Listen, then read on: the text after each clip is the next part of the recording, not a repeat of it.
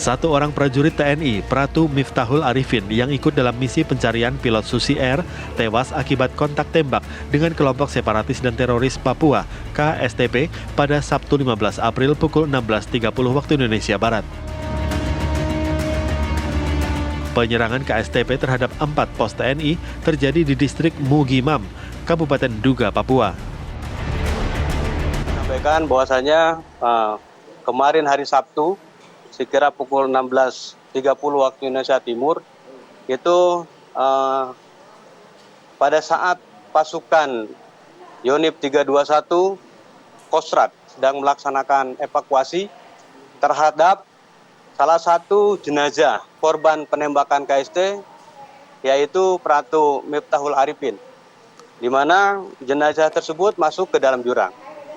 Kemudian pada saat proses evakuasi, jenazah yang tertembak dan jatuh ke jurang, kelompok gerombolan separatis teroris melakukan penyerangan terhadap pasukan yang sedang melaksanakan proses evakuasi. Kelompok separatis teroris itu menyerang secara bertubi-tubi, kemudian menimbulkan kontak tembak antara pasukan Batalion Infanteri 321 dengan kelompok separatis teroris. Sementara itu, Kepala Pusat Penerangan Mabes TNI Laksamana Muda Julius Wijoyono dalam konferensi persnya memberikan informasi terkait penyerangan KSTP terhadap TNI di pos militer Mugimam, distrik Duga, Papua. Informasi yang saya terima secara fisik baru hanya satu orang, atas nama Pratu Miftahul Arifin dari Satgas Yonif R321 GT. Jadi informasi yang lain belum kami dapatkan karena kesulitan untuk mencapai lokasi baik dalam suasana karena cuaca yang tidak menentu. Hingga saat ini pasukan TNI dan Polri masih terus berupaya melakukan proses evakuasi terhadap jasad Pratu Miftahul. Selain karena faktor cuaca yang tidak mendukung, serangan yang masih terus dilancarkan kelompok separatis juga menyebabkan evakuasi tertunda. Dari Timika, Papua Tengah, dan Jakarta, tim TV One mengabarkan.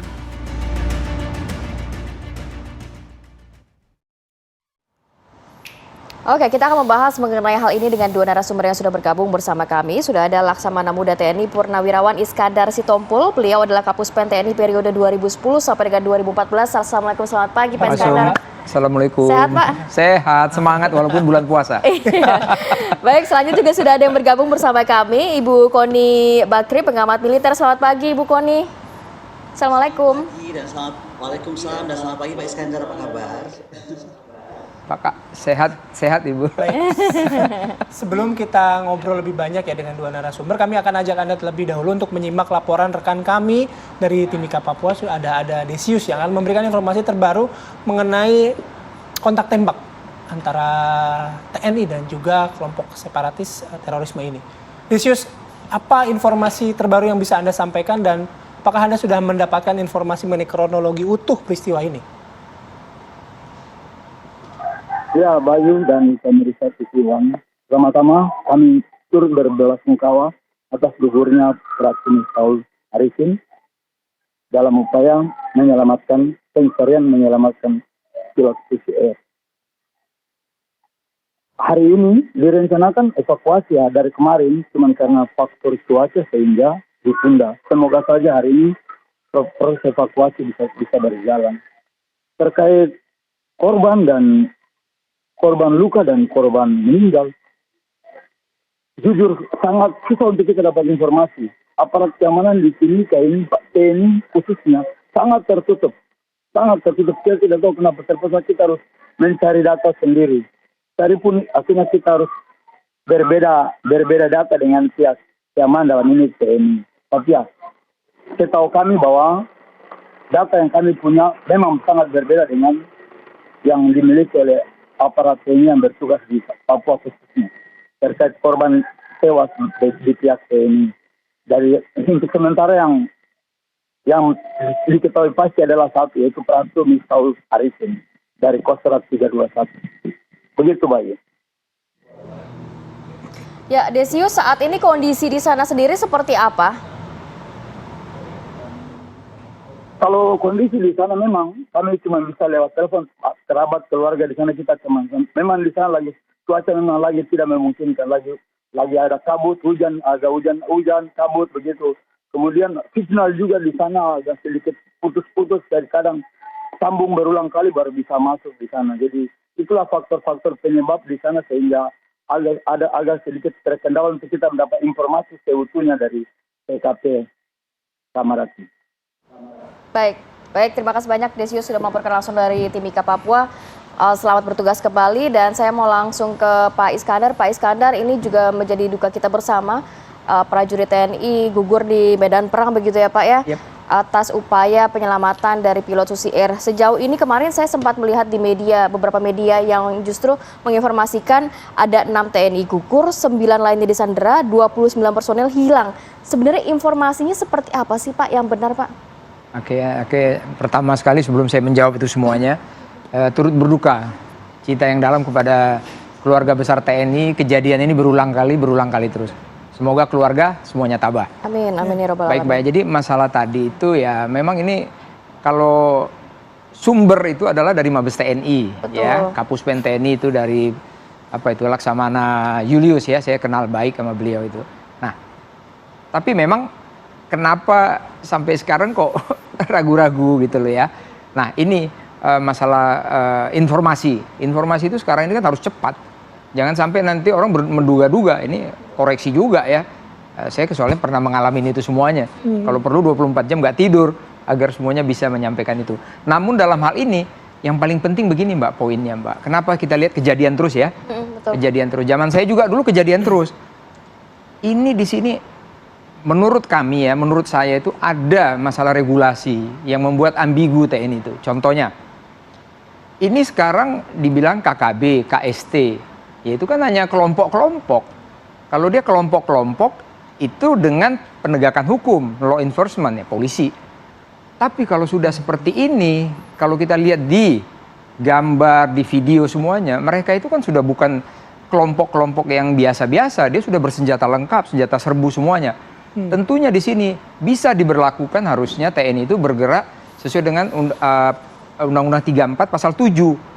Nah di situ mengatasi terorisme, separatis bersenjata dan lain sebagainya. Nah, ini yang tidak pernah dilakukan. Memang kita tahu di sini ada resolusi PBB itu 2504. Nah, ini memang di sini yang agak ragu-ragu saya lihat. Namun di sini sebenarnya kalau menurut saya sudah pengalaman lah 4 tahun jadi di Mabes TNI, Kapuspen TNI itu, ini perlu sepertinya eksekutif dengan legislatif di DPR itu diberikanlah mandat kepada TNI ini, walaupun undang-undangnya udah ada nih, tapi jarang diberlakukan karena di situ ada dikunci dengan harus keputusan politik. Nah ini sekarang keputusan politik yang mana? Kan kita kasihan nih kalau kita punya prajurit TNI, Polri dan juga masyarakat umum loh. Okay. Bahkan saya monitor, saya baca di artikel atau saya buat jurnal itu tahun 2021 ini itu 32 TNI Polri dengan sipil meninggal. Nah itu kalau misalnya satu tahun itu kan bisa 300 orang. Oke. Apa kita mau begini terus? Oke, itu ya pada regulasi gitu ya Pak Iskandar ya? Ada. Pada regulasi sehingga akan berpengaruh pada tindakan aparat di lapangan. Iya, gitu. bisa Oke. ambigu dia jadinya. Oke, tapi saya tarik dulu ke belakang. Kalau misalnya Pak Iskandar tadi bilang memang informasi terpercaya adalah Mabes TNI begitu ya? Yes. Sampai sejauh ini yang diinformasikan adalah 1 prajurit yang gugur. Ya. Tapi kan kita juga sama-sama ada video yang beredar Ya. yang menyatakan bahwa ada 6 prajurit yang gugur, 9 Ya. disandera gitu.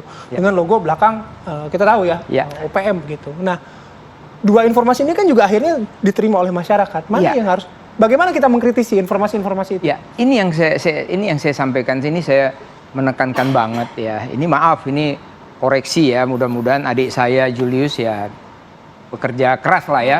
Karena TNI itu adalah ikon ya, eye catching banget ya, dan public figure. Jadi harus benar-benar informasi itu tidak boleh terlambat. Ya, bahkan itu hitungan menit. Harus cepat. Harus cepat. Kenapa? Ini nanti jadi melebar kemana-mana, jadi kayak kita lihat itu kan. Ya saya juga dapat itu. Ada yang bilang 6 meninggal, ada yang bilang 9 ditawan, disandera. ada yang bilang 20 kocar kacir. Ini kan jadi marwah dari TNI ini kan jadi nggak bagus nih menurut saya ya. Jadi alangkah indahnya tolonglah itu Kodam yang di sana, intelijen yang di sana dengan Mabes TNI itu buatlah komunikasi yang baik. Itu Masih aja. ada informasi yang terputus sepertinya kalau misalnya saya... Ada yang terputus. Tadi memang kita bilang ya bukan kita membela, ada cuaca dan lain sebagainya. Tapi tentunya TNI itu kan berkomunikasi ya, kalau cuacanya jelek ya. Kalau komunikasi nggak bisa, TNI itu punya kok komunikasi yang bagus-bagus. Oke. Ini menurut saya ya, Ya. pasti ada. Oke, Bu Koni, saya langsung ke Bu Koni. Bu Koni, kalau melihat bagaimana dengan peristiwa ini, sepakat nggak kalau kata Pak Iskandar tadi ada informasi yang terputus sehingga akhirnya masyarakat menyerap dua informasi yang berbeda mengenai korban jiwa? Kalau saya begini ya, kita tuh mesti pertama saya sangat setuju dengan Pak Iskandar, ini ada kebingungan di dalam TNI sendiri dengan aturan politik atau keputusan politik. Tapi saya mau bicara dulu soal data yang bocor. Apapun yang terjadi, saya melihat ini ada kesengajaan. Saya sudah beberapa kali melihat kejadian Papua ini, dan ini yang terbesar ya. 1 meninggal, 6 orang 9 orang diduga tertangkap, 6 meninggal, 21 tidak jelas statusnya. Nah, coba kita lihat jam berapa berita ini muncul. Saya tuh heran ya, karena berita itu muncul tidak lama dari kejadian sebenarnya. Itu sudah beredar di WhatsApp group. Jadi saya ini lagi heran, apakah memang mau dikesankan? Ada 2 hal bisa terjadi. Apakah memang bocor atau memang mau dikesankan TNI itu tidak mampu? Nah, kalau TNI tidak mampu itu siapa yang ingin mengesankan TNI tidak mampu? Itu satu. Kedua, kalau memang sengaja ini terjadi pembocoran rahasia negara kalau menurut saya. Karena itu sangat jelas kok dari jam, dari berapa orang, dari kenapa kelemahannya. Contoh yang disampaikan Pak Iskandar tadi.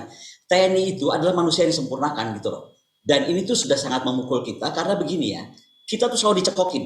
Kopassus kita itu terhebat di dunia lah, salah satu terhebat di dunia. Satu Kopassus itu bisa bunuh 20 orang. Jadi saya hitungnya sederhana aja. 36 orang sekarang ini kejadiannya, ya kan? Kemudian kali 20 itu 720 orang. Sebesar itukah sekarang lawan kita di sana? Apakah betul tentara kita demikian buruk alutsistanya atau alat-alat komunikasinya sehingga karena cuaca aja kalah gitu? Nah, kalau tadi yang masuk oleh Pak Iskandar masuk kepada undang-undang dan resolusi PBB, saya tuh begini ya, saya tuh agak kecewa begini. Kementerian Pertahanan kita itu adalah punya anggaran terbesar sekarang. Oke? Kenapa sih kalau memang takut banget sama HAM ini, izin Pak Iskandar ya. Kalau saya bilang kalau memang takut banget sama HAM, udah tentara kita robot aja di Papua. Sekarang tuh udah zaman perang modern, asli. Ini ada yang salah beli di persenjataan atau apa, itu nomor 1. Tapi nomor 2 yang lebih penting, ada apa dengan kualitas Kopassus kita? Saya wajib bertanya gitu kepada Kasat, Kepala Staf Angkatan Darat, kepada Pangkostrat, karena itu ada Yon Rider, kemudian kepada Danjen Kopassus gitu. Karena saya sangat percaya dengan semua image yang diberikan kepada kita tentang Kopassus, Kopassus itu adalah tentara yang tidak terbantahkan hebatnya. Nah, sekarang baru menghadapi Papua yang cuma berapa orang namanya ganti-ganti, betul Pak Iskandar, itu nama ganti-ganti jadi bikin pusing sebenarnya, ya kan? Tapi jelaslah mereka itu siapa, itu aja orangnya gitu kan. Nah, ini kenapa bisa kedua-duaan begini? Jangan-jangan nanti ketemu sungai pada hanyut lagi Kopassus kita. Kan nggak pantas kalau saya ngomong kayak gitu.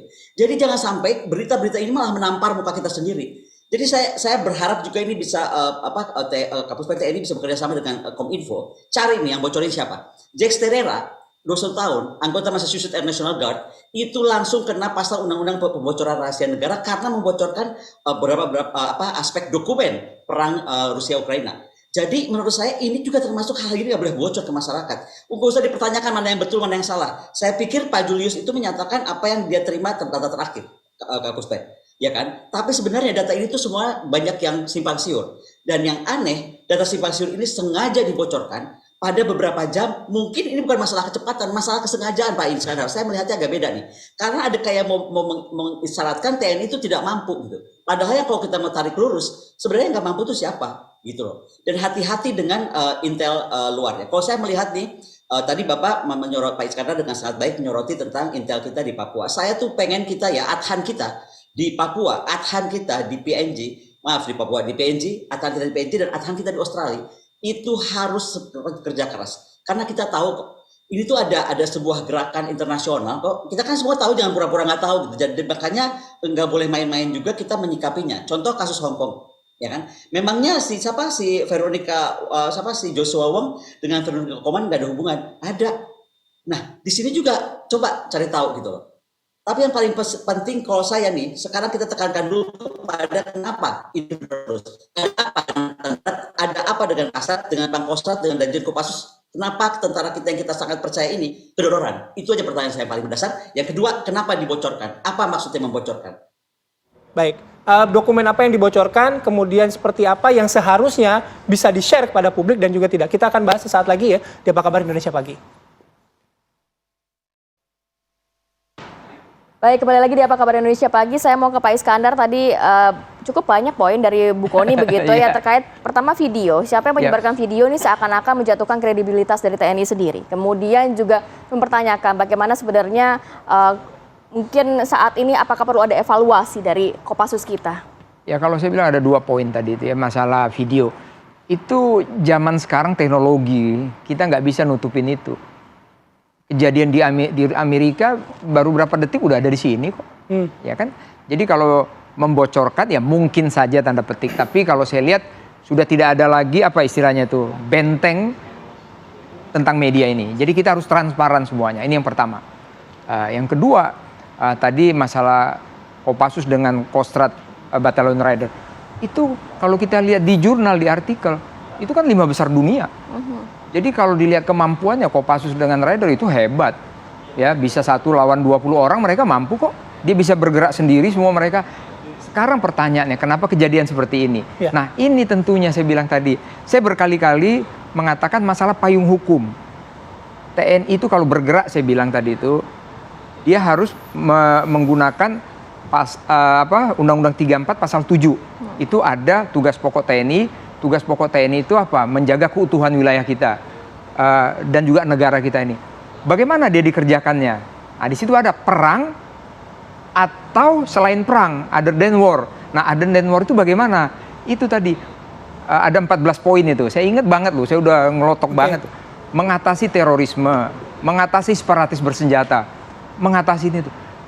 Ini yang nggak pernah diimplementasikan di lapangan. Ada kesulitan atau kendala apa sehingga prajurit kita apakah memang takut akan pelanggaran HAM atau bagaimana? Yes, bila mana ada ini tadi kalau dia law enforcement itu kan polisi. Kalau dia di sini pertahanan negara sesuai dengan Undang-Undang 34 ini harusnya kekuatan TNI. Kalau TNI dia masuk di law enforcement itu kena HAM.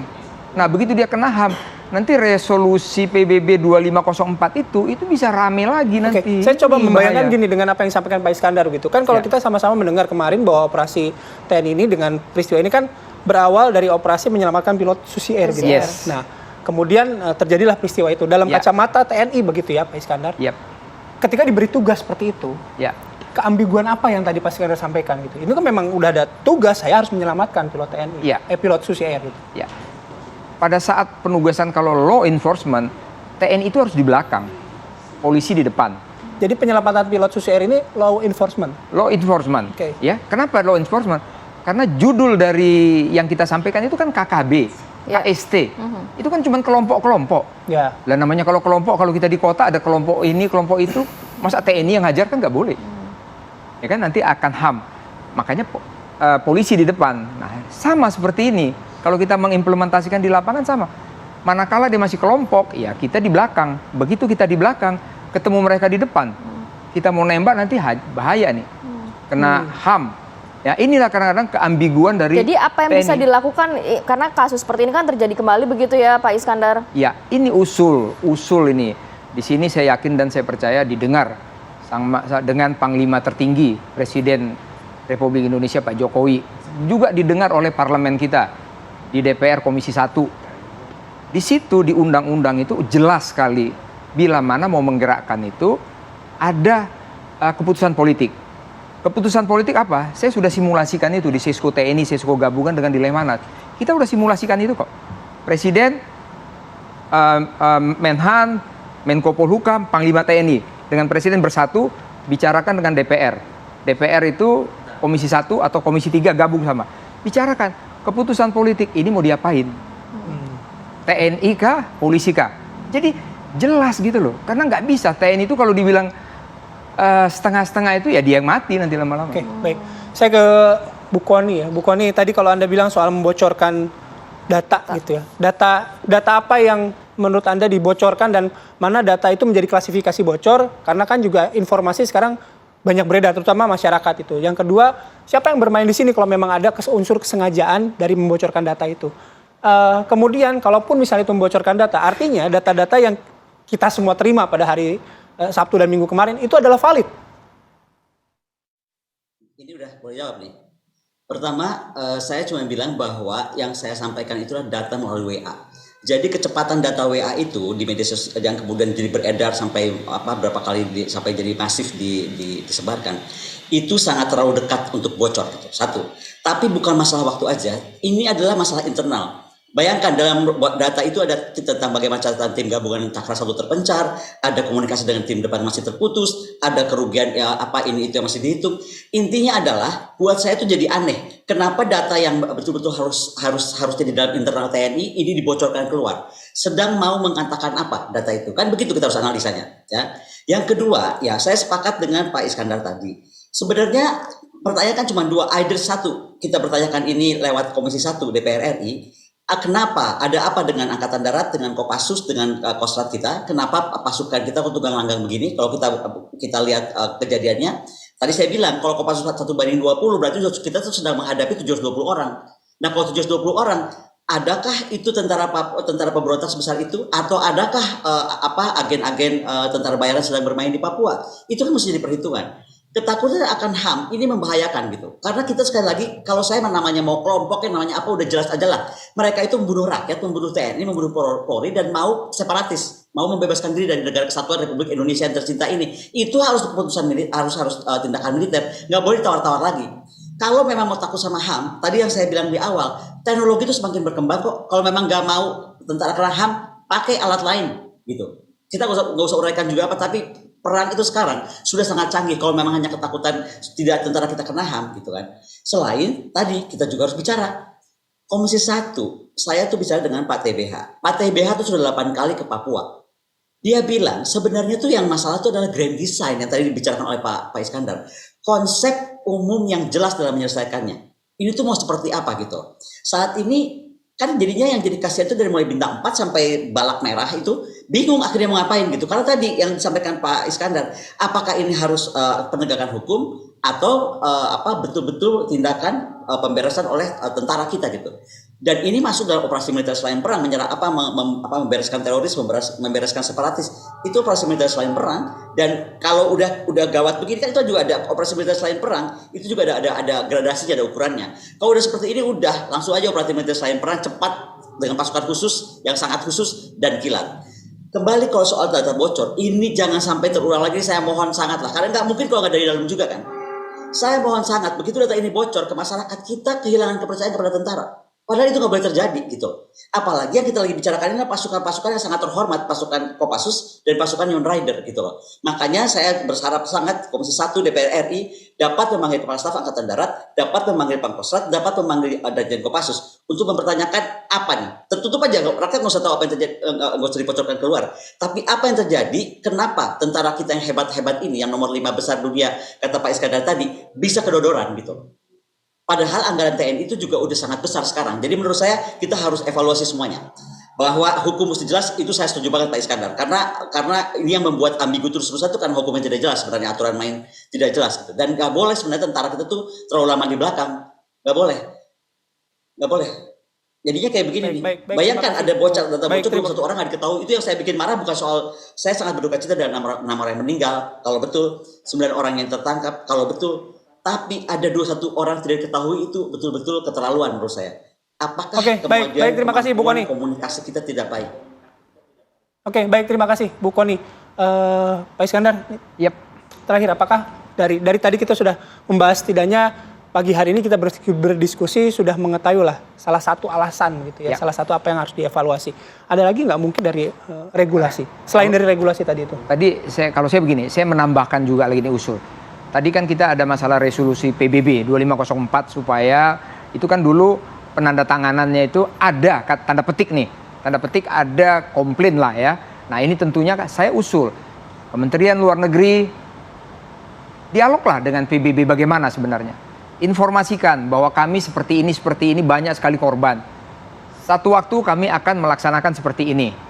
Itu yang saya katakan tadi, ada Panglima tertinggi, Presiden, Kemlu, DPR, dengan perangkatnya Presiden ya, Menko Polhukam yang tadi saya sudah sebutkan, berembuklah ini. Bagaimana nih solusi yang terbaik? Mau diapain begitu ya? Mau diapakan ini sebenarnya. Sehingga saya yakin kok, Pak Mahfud MD itu jago banget tentang hukum. Saya yakin, percaya, saya respect sama beliau itu. Saya suka kadang-kadang dialog sama beliau itu, saya respect. Pasti beliau tahu kok. Kenapa? Zaman saya dulu, ini saya kasih tahu. Saya kalau ada apa-apa, saya ngobrol sama Menko Polhukam. Dulu zaman saya itu Pak Joko Suyanto. Itu saya tiktokan terus itu. Ada apa aja, tank jatuh, pesawat jatuh, ada satu orang langsung. Sehingga benar-benar enak lah gitu. Ini usul saya tadi, tolong. Supaya ini jangan kejadian lagi tadi kan. Tolonglah, perangkat tadi eksekutif dengan legislatif, berembuklah.